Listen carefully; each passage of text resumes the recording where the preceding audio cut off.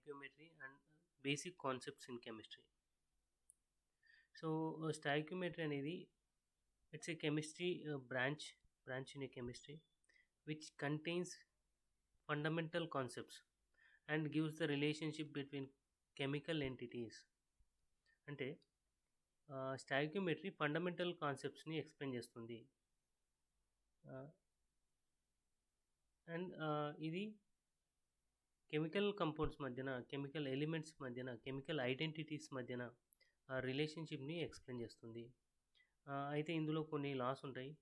అవి చూసినట్లయితే first one law of conservation of mass అని చెప్తున్నాను. అయితే స్టాయిక్యోమెట్రీ అనేది ఒక ఇంపార్టెంట్ టాపిక్.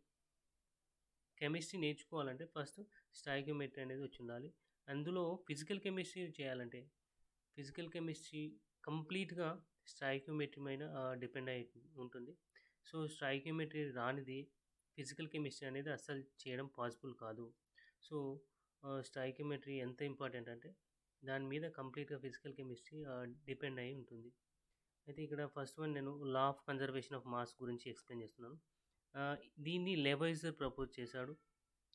అయితే ఇదేం చెప్తుందంటే mass neither be created Nar B destroyed అంటారు. అంటే మాస్ ఆర్ మ్యాటర్ ఏదైనా కానీ డెస్ట్రాయ్ చేయలేము, క్రియేట్ చేయలేము అని చెప్తుంది.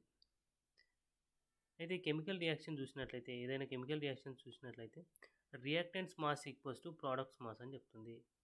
The total mass of reactants is equal to total mass of products during a chemical change అని చెప్తుంది. ఇక్కడ A plus B that gives rise to C plus D. AB అనేటివి రియాక్టెంట్స్ అని చెప్తాము, తర్వాత సిడి అనేటివి ప్రోడక్ట్స్. సో ఇక్కడ small a grams A ఉంది, స్మాల్ బి గ్రామ్స్ బి ఉంది, స్మాల్ సి గ్రామ్స్ సి ఉంది, స్మాల్ డి గ్రామ్ డి ఉంది అని చెప్తున్నాము. అయితే ఈ reactants mass A plus B that is equals to C plus D. దీన్ని మనము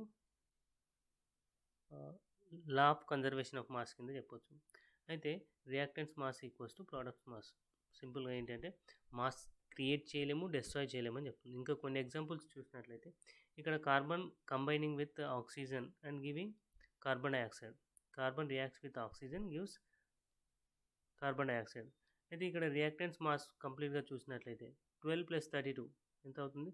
44 అవుతుంది. That is equals to mass of carbon dioxide. So reactants mass equals to products mass. తర్వాత ఇక్కడ మీథేన్ ఉంది. Methane reacting with oxygen gives carbon dioxide and water. ఇక్కడ చూడండి methane molar mass ఎంత? 16 grams. తర్వాత ఆక్సిజన్ మోలార్ మాస్ 32. అండ్ ఇక్కడ 2 atoms ఉన్నాయి, 2 molecules ఉన్నాయి. 2 × 32 గ్రామ్స్, అది 64 గ్రామ్స్ అవుతుంది. 64 + 16 దట్ ఈస్ 80 గ్రామ్స్. 80 గ్రామ్స్ అనేది రియాక్టెంట్స్ మాస్. తర్వాత ప్రోడక్ట్స్ ఏమున్నాయి? ఇక్కడ కార్బన్ డైఆక్సైడ్ అండ్ వాటర్. ఇక్కడ కార్బన్ డైఆక్సైడ్ మాస్ మనం ఆల్రెడీ చూసాము, అది 44. And water molar mass 18 grams ఉంది. సో 18 × 2 2 మాలిక్యూల్స్ ఉన్నాయి కాబట్టి 36 అవుతుంది. 36 44 ఇక్కడ కూడా 80 గ్రామ్స్ వస్తుంది. సో ఇక్కడ కూడా reactants mass equals to products mass. కాబట్టి ఇక్కడ కూడా లా of conservation of mass apply అయింది అని చెప్పొచ్చు. అంటే ఇది కంపల్సరీ అవి ఫాలో కావాలి. Mass neither be created Nar B destroyed. ఏవైతే రియాక్టెంట్స్ మాస్ ఉందో అది కంపల్సరీగా ప్రోడక్ట్స్లో అంతే మాస్ రావాలి. అది లా ఆఫ్ కన్జర్వేషన్ ఆఫ్ మాస్ అని చెప్తున్నాం. ఇక్కడ same magnesium reacting with oxygen and gives magnesium oxide. అయితే ఇక్కడ కంప్లీట్గా రియాక్టెంట్స్ మాస్ చూసినట్లయితే that is equals to products mass.